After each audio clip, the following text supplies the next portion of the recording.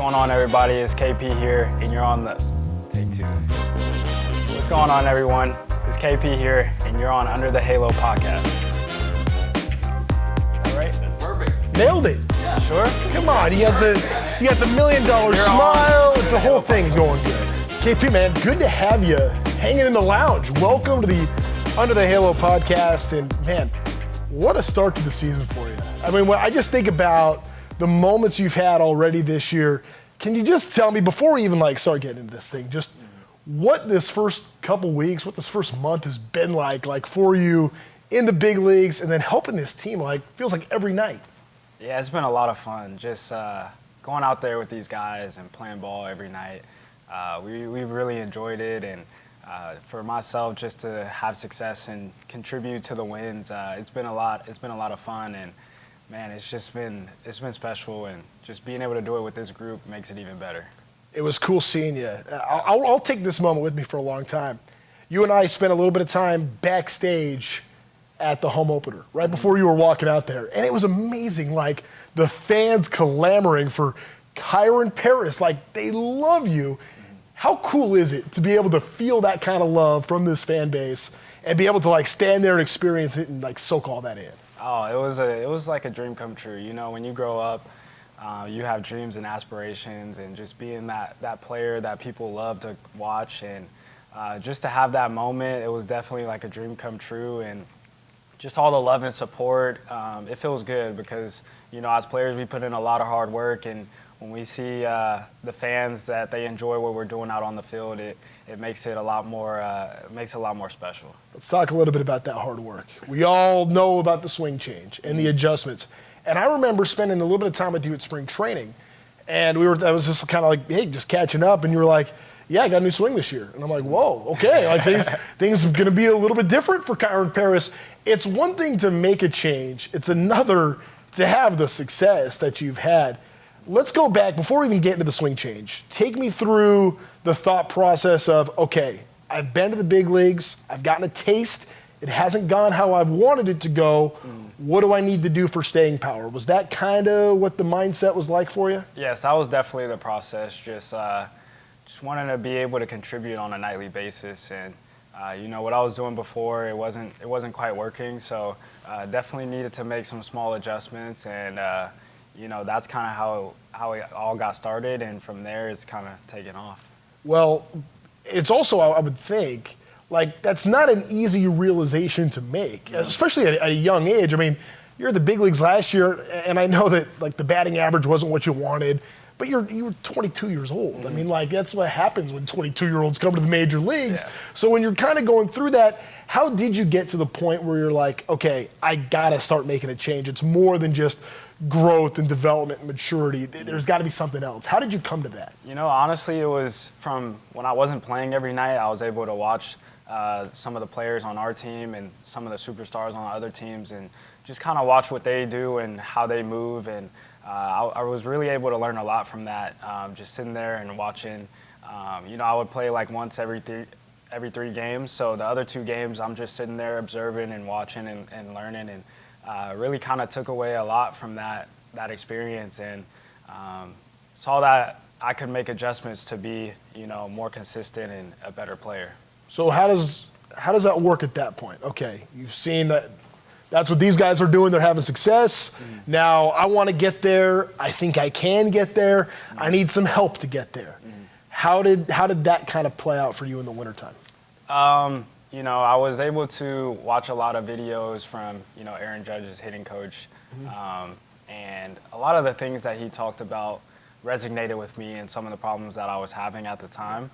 And from there, I reached out to him and, you know, began to work with him, and instantly saw it was all coming together. I was becoming more efficient. I was feeling more confident. It looked a lot better in my eyes, and from there, I knew I had found something that was going to work, and from there, just continue to stay with it. To the untrained eye, it just looks faster. Maybe it's, I don't know if it's something to do with that hover at the top with that left leg, and whatever it does, it seems like it just kind of kicks things into gear for you to be able to make faster contact, get to the ball quicker. Can you walk me through maybe like what you're trying to accomplish at the plate with your swing? Yeah, really just the hover. It slows everything down for me, so I'm able to see the ball better. And I've always been a quick twitch athlete, so just being able to slow things down with the hover, and once I do, go to swing, it's definitely a lot quicker. And for me, it's just being able to be on time consistently, which the hover helps me with, and from there, just get a good pitch. If I get a good pitch, I'll most likely barrel it. So it slows you down to get you faster. Yeah. That's kind of, I mean, it's a paradox, but it seems to clearly be working for you.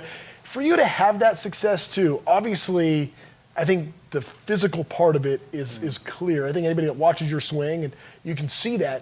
But for you, like, how much do you feel like it's helped you understand your place in the major leagues, understand your place as a ball player, now being able to have some of that success and like start seeing that translate on a pretty regular basis? Yeah, it's definitely been fun just to see that transformation. I definitely feel like a different player this year, and just even being able to contribute to our team wins. That's my ultimate goal, and just having the success and being able to help out. That's what every player wants, and just to feel like you're a part of the team and you're helping, you're contributing. That's the best part. Okay. I have more swing questions. I think we're going to get to that coming up in a bit. But I want to know a little bit about that night in Chicago when you hit the home run, Dad's birthday. Yes. He says on the broadcast you guys talked a little bit that morning, but it was probably kind of a hectic day to try to get a hold of him. Walk me through that day. What'd you tell Dad, and how good did it feel to be able to hit a home run for Dad on his birthday? Oh, it was special. I woke up that morning, knew it was Dad's birthday, so I thought to myself, man, I want to hit a home run today. And so anyways, we go throughout the day, and we're playing, and we end up having a rain delay, 2-hour rain delay. So it's a long one. We're sitting in the clubhouse, and I go take some swings just to stay warm. And game comes back on, and I'm the leadoff batter the next inning, and ended up hitting a home run. And as I was jogging around the bases, I was like, wow, I really just hit a home run on my dad's birthday. So after the game, after the team celebration and everything, FaceTime my dad, and it was just a cool moment, and everyone was super excited. I mean, has it occurred to you, like, how impressive that is, like how amazing it was to do that? Because we've seen you in the big leagues before, always for little spurts at a time, but to like go hit a big league home run, Kyren Paris, we don't know you as a home run hitter. You're hitting him now, but you've never been that guy before. The first series of the season, I mean, that's unbelievable to have that happen. It must have felt incredible. Yeah, it did, and just to put the team on top, and we were able to get shut it down the next couple innings and get the win. It was, it definitely sparked that excitement that the team had, and it was just a great win for everyone. Be honest with me now. Did you ever really think, for you at some point in your career, you were going to be able to come up to the major leagues and have a week, like your first week, where 3 games in a row, you're either giving the team the lead, winning the game, tying the game, clutch hit after clutch hit after clutch hit? It's one thing to be clutch Kyren in spring training. It's another to do it in the regular season. Did you ever think you could have something like that go for you? Honestly, that's my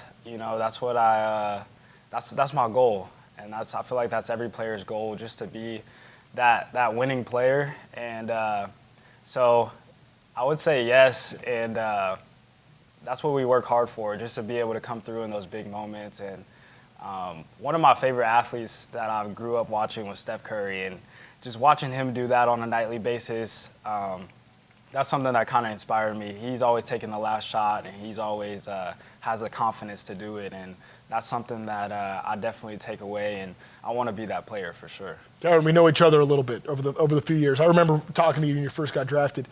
I knew you were going to say yes. Like I knew that. I knew you were going to say that, because that's how you get to where you are. That's how you make it as a big leaguer, as a pro, whatever sport it may be. I do want to get into Steph Curry for a second, because one thing that I love about Steph is what you were alluding to. Game on the line, like, he wants the ball in his hands. Like, regardless of the situation, he's going to make the shot more often than not. Are you one of those guys that maybe you're standing, like the other day, Joe Adele ends up clearing the bases, wins the game for the Halos.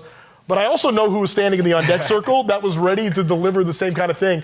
Are you one of those guys that's like, okay, I want that. I want to be in the box with the game on the line because I know I can deliver? Definitely. That's just having that confidence. You have to have that, like you said, to be a big league player. And if you have all the guys on your team wanting that big moment, you guys are going to come together and you guys are going to win a lot of games. So I definitely want the big moments, and yeah, that's what athletes do it for. Okay, you talked about Steph. So you're a basketball guy? Yes.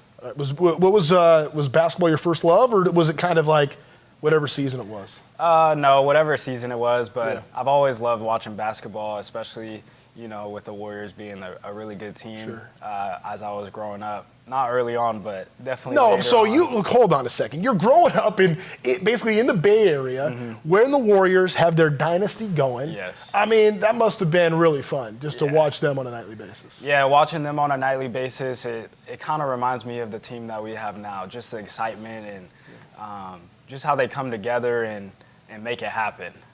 Even when you think that they're not, they come through. Yeah. And eventually over time, you're like, okay, they might be down right now, but they're coming back, just like the win we had the other night. And that's when it's fun, and the fans love it, and the team, it's just a lot of fun. Did you have was there a favorite baseball player for you growing up? Ooh, I had a few. My favorite growing up was Derek Jeter. Sure. I feel like being a shortstop, everyone's favorite. But also Francisco Lindor, Javier Baez, just exciting players playing the shortstop position. I will say those were my top three. See, you say Jeter, but you pretty much caught the end of Jeter's career. As a kid, to really appreciate who Derek Jeter was, because you were 2 years old when he was out winning World Series for the Yankees. So by the time you have that's interesting appreciation for him. What was it about Jeter that kind of gravitated to him? Just because he was a shortstop, you were a shortstop, you wanted to be like number two, or was there something about him that just was a little bit appealing to you? It's definitely that clutch gene that he had as well. He never let the moment get too big, and he was always under control, and that's something that I kind of take away from him. And just watching that, you can tell the confidence that he had, and that was something that I always took away from Jeter. It was fun watching him while I was able to. So did you play, how many sports did you play as a kid?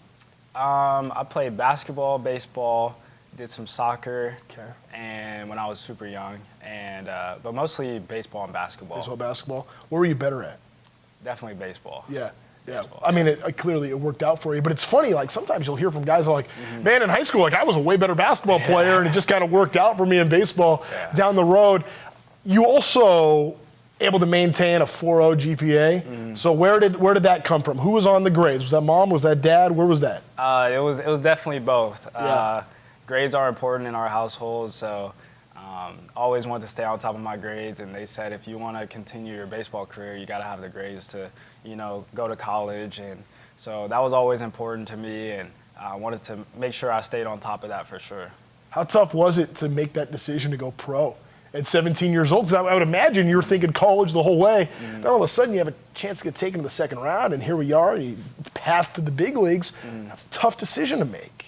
Yeah, it definitely was a tough decision, but I was super excited just to begin my career. Yeah. I just love baseball, and definitely knew that coming to the Angels organization once they drafted me, it was a special moment, and that's when I wanted to start my career for sure. Was there a school that you were maybe thinking about that, okay, let's just say, I fall X number of rounds, I'm not going to sign, I'm going to go to college. Was that ever in play for you? Were there any schools you were looking at? Definitely. I was committed to Cal Berkeley, so just to be able to go there, one of the top schools in the country, it was going to be fun, and it was definitely it was a goal of mine that I had reached, and I was proud of that. So if the baseball side of things didn't work out with the draft, I was definitely excited to go to Cal Berkeley. How do you feel like the commitment and the discipline it takes to be a straight A student, to have a 4.0 GPA, to get accepted at Cal Berkeley? How do you feel like maybe some of that translates now into being a professional athlete? I feel like it goes hand in hand, like Yeah. you said, just the discipline that you have to have. you know, just staying focused. That's the biggest thing. You gotta.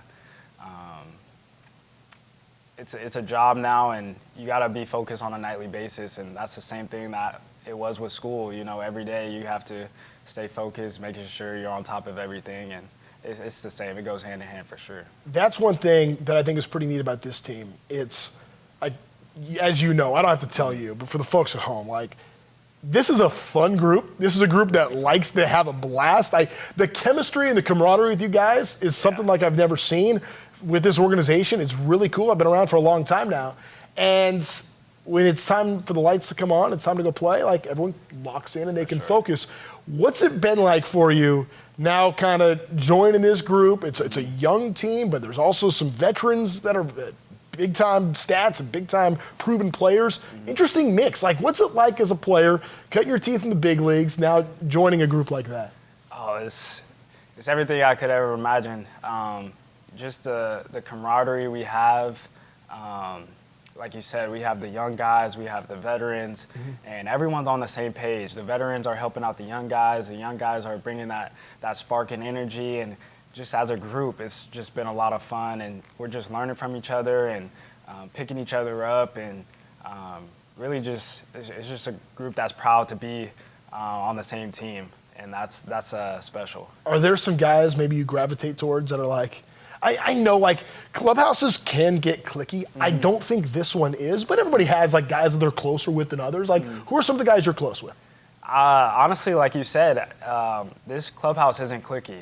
You know, we're all talking to each other. Even when we're not at the field, we have a group chat, and we're all in there texting each other on the off day. Like, man, I can't wait to get back to the ballpark. And I feel like that's what's most special about this group. And you know, everyone's on the same page, and everyone just enjoys being around each other, and it's just a lot of fun. Okay, who are the funniest guys on the group text? Ooh, funniest guys. Joe Adele definitely. Joe's like sneaky funny. Sneaky funny. Okay, all right. Mike is sneaky funny as well. We know he's a prankster. I gotcha. Who else? Oh, Travis Darno. He's always sending some funny stuff in there, and I would say those are the three, and then everyone else is just kind of, you know, jumping in, saying some funny stuff. But those three are always having something funny in there. I think it's kind of cool that it starts with the veterans, right? Like when Mike Trout and Travis Darno can kind of set the tone for everybody else. Does that, like, at 23, does that make life a little easier? Like, okay, these guys are having a good time. I guess maybe it's okay for me to have a good time? Yes, that's definitely what's needed, and you know, they've done a great job just being the leaders, and when things are going great, they're there. When things are going, you know, not so well, they're the same person, and just picking up the team, and that's definitely what you need, and it's special to have them, and they've definitely done a great job of getting everyone together. Let's talk defense for a second, because I think Angels fans know you as an infielder, and then you come up to make your debut, you're in center field. And then we get to know you again as an infielder. You're in infield all spring training. And then the spot arises at the big league level this year for you to be an outfielder. Next thing you know, there's some injuries, and you're back in the infield. Back and forth, back and forth. I get it for you. It's probably like whatever it takes to get my big league at-bats. I understand that. But what has that transition been like for you? Because I know naturally, like, you've been a shortstop your whole life, right? So is that tough to kind of go back and forth a little bit? No, not really. You know, I'm pretty athletic, so it definitely makes it a lot easier. And the transition to center field, it wasn't too hard. You know, I just went through some drills, took a lot of, you know, live reads during BP and batting practice, and that definitely helped a lot. And then having great coaches on both sides, infield and outfield, it definitely makes things a lot easier. And but for me, I'm just excited to be out there on the field, and that's all that matters to me. What's the Ron Washington infield program like? I know Ryan Goins often facilitates that, but it all stems from Wash. So when you're in there and you got your skipper hitting fungo to you, and you got the pad, right? What went through your mind like the first time you did that with Wash? Definitely a lot of attention to detail. Yeah. Definitely, you know, he wants to make sure your technique is proper, and that's all that matters to him. He says if your technique is right, 9 times out of 10 you're going to make the play, and that's all he cares about is technique. And you may think you're doing it right, and there will be something a little bit off, and he's going to let you know. And I feel like that's what makes him so good as an infield coach, and also Ryan Goins, just having him. He's the same way. He was a tremendous infielder, so just having those two on the infield side, you can't have two better people to have on your side. Do you feel like it's maybe tougher? Let me rephrase that. Do you think it's tougher or easier at the big leagues to play defense than you thought it was going to be? I would say it's the same game. You know, just understanding, like Ron always says, understanding your technique, understanding the speed of the runners, and just not trying to be too quick. I think the biggest thing that I learned when I first got here is you have the crowd, you have a lot of adrenaline, things can speed up. So really just staying under control and just making the play and not trying to be too fast. How long do you think it took for you? And maybe it still hasn't clicked in. It seems like it has. How long do you think it took for you from going up, getting drafted as a 17-year-old to going through the minor leagues to then having your first game, you know, at Angel Stadium or you're playing under the lights in a big league ballpark, going through all that process? Like the nerves, I would think, in that first game, I would imagine are pretty immense. You're accomplishing a lifelong goal. That's sometimes, for some, maybe it lasts 5 seconds. For some guys, maybe it lasts 5 years. I have no idea. What was it like for you? For me, I feel like I was a lot more nervous anticipating the day of my debut, more than the actual game. And I feel like the anticipation was definitely, I was definitely nervous. Yeah. But once I got on the field and just being with the guys, and, you know, I was around guys that I had played with before, so it definitely makes it a lot easier. So definitely the anticipation will get you more so than the game. It's almost like there's a level of comfort and familiarity. Like once you actually like go out there and play, like, okay, this is what I know I'm good at. This is what I can do. It's like life is good. Right. It's you step out on the field, and you know, after my first ground ball that I had got and my first at bat, it was the same game. And obviously you have moments here and there where you know, the nerves kick in, but for the most part, it's the same game. Man, you're so poised and so mature at this point. It's crazy to think about, but like when you come up at 17 years old, and then you deal with an injury pretty early on in your professional career, what were some of like, maybe you didn't know any better, but like what were some of like the lifestyle adjustments of getting used to playing professional baseball at the lower rungs of the minor leagues? What was some of that time in your life like? Knowing what your goal was, knowing the organization obviously thought very highly of you, but also, like, you got your driver's license a year ago, and here you are playing professional baseball. It's nuts. Yeah, I think the most important thing that I learned was just to have a routine, and that routine helped me out a lot. And then also leaning on the people around me, and, you know, teammates, coaches, and family. And, you know, when you're out on your own, you still have a lot to learn.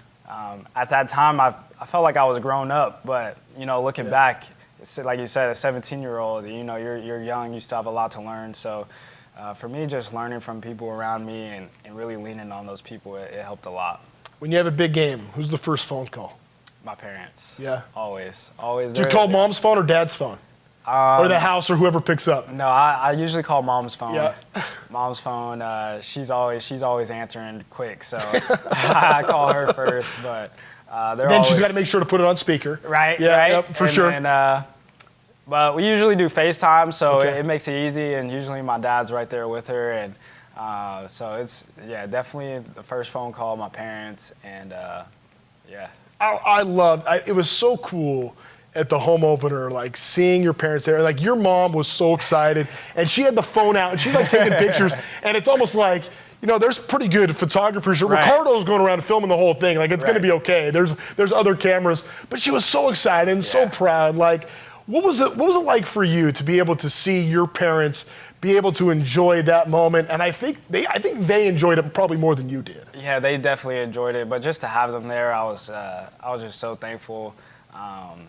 Just to have them there and be able to experience that, you know, it's something that we dreamed about, that we've talked about, that we worked for, and what they've helped me to accomplish, and it takes a team effort for sure. So, like you said, they're just as excited as me, if not more, and it was just so nice to have them there. What's your brother think of all this? For him, I think it's kind of surreal that it's actually happening, and same thing with him, just being a good role model for him and showing him that it can be done. I think that's the biggest thing that makes me happy. It's like, things that you dream of, that you think that are tangible, but it's kind of like seeing it firsthand for him. I think it'll help him a lot, and just showing him the ropes of how to make it happen. Now, correct me if I'm wrong. You have a little sister too, right? Yes. So for you, like your big brother trying to, this is how things are supposed to be done in life, and try to set a good example for them. And what kind of responsibility was that to be the older brother and having two younger siblings? Definitely a lot of responsibility. Just I'm like the third parent, just taking care of them, and just want to be someone that they can lean on. And but we have a tremendous relationship, and our whole family we're so close, and just to have my siblings, it's a lot of fun having siblings, and they're always there when I call them, and we're always laughing. So it's a lot of fun. And now you got 25 new siblings here with this Angels ball club. Right. It feels like with how close you guys are. Definitely. I always joke, like, we've been calling it the 25U crew, right? Mm-hmm. The players that are 25 years and under. Joe was part of that, but he's a recent graduate. He's 26 years old now. Mm-hmm. But like it just felt like the interesting dynamic. Like there was Logan, who's kind of dad, mm-hmm. and then you have the little brother that is Zach Neto, and he's now growing up a little bit. Yep. And then you got Nolan Shawnuel, was the guy they had fun picking on a little bit last year. For sure. Are you now the target? Are you now went from being an older brother in your household to being little brother on this team? Is that kind of how this is playing out? It doesn't feel like that. I feel like we're all kind of maturing and growing up pretty quick together, and but that's funny that you say that, because that dynamic was definitely like that before. But we're all kind of growing up and maturing at the same time, and really just have the same goals in mind. So we're taking that next step to basically saying we can really do this, and we can be a winning ball club and contribute as young players. Sure. It was interesting. I keep referencing the game on this past Sunday when you guys beat the Giants. And Joe Adell has the big hit, and what he says post-game was Mike came over to him and talked to him and said, hey, keep it simple. Like, you don't need to be the hero here. He ends up being the hero, right. But I think the idea of the mentality and the approach to the at-bat, it's okay to get a base hit. A base hit is just as helpful as hitting a home run in that scenario, and sure enough, it worked out. Is that something that you maybe kind of take with your approach a little bit? Obviously, you have power, mm-hmm. but also understanding the different situation of a ball game, is that something that you're trying to internalize a little bit? Definitely, and that's something that I'm beginning to learn a lot more and pay attention to as well. Is even though you have power and you can hit the ball out of the ballpark, sometimes even like a walk is as good as a hit. Just doing less and really passing the baton to the guy behind you, and that's definitely something that's important, and that goes along with not letting the moment get too big and just, taking it one pitch at a time for sure. It's really neat seeing what team baseball can look like. Mm-hmm. I want to go back to spring training for a second, because obviously every year it feels like there's a spring darling that kind of sprouts out of nowhere. And I don't know that you were necessarily out of nowhere, but I think that when a lot of people were putting together what they thought the Angels' 26-man roster was going to look like at the start of the season, I don't know how many people had your name on that roster. Obviously, you came into camp with a goal, a mission, which you've accomplished, but what were some of the moments maybe for you in spring of that were tangible, of okay, I'm making progress, I can see it, things are going in a good direction? What was the spring and the beginning of spring kind of like?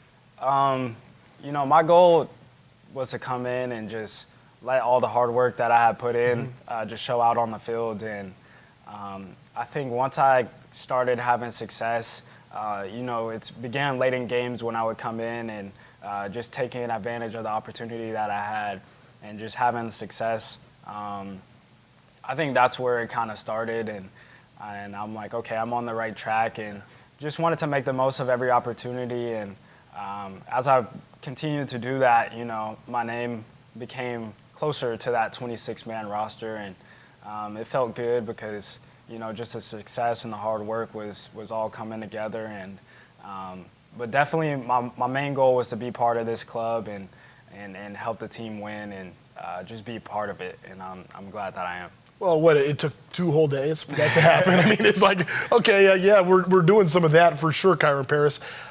What was it like when you got the news? Who delivered it? How did it go? Did they try to pull any pranks on you? How was it when you got told you were going to be on the opening day roster? Yeah, they definitely tried to pull a prank on me. I walked into Ron's office, and Ray had said something, our bench coach had said something kind of funny, I think. So I was smiling as I walked in, and Ron said, "You can smile all you want, but you're going to AAA."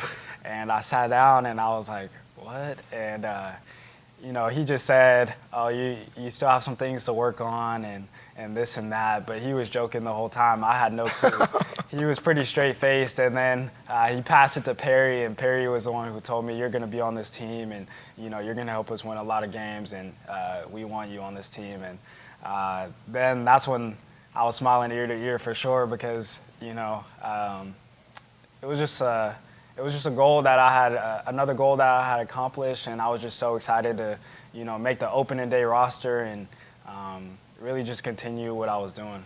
Oh, hold on a second, because I know, like, you have this goal in mind that you want to accomplish.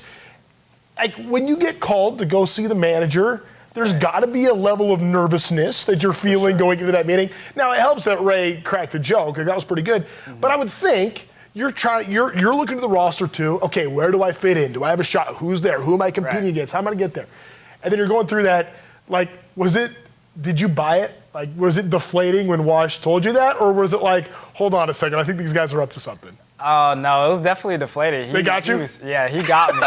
He got me good, and yeah, I was like, man, all the hard work, but you know, I'm just glad to be a part of this team, and I'm glad it all worked out, and I'm just happy to be here. Man, so are we. It's been fun. It's been a fun start to the season, Kyren. I'm so fired up for you to keep this thing going and keep balling out for the Angels. I think it's fantastic. Appreciate you, man. For sure. Thanks for coming on the podcast. Thank you for having me. All right. Fun. All right, good job. Just lost the microphone there.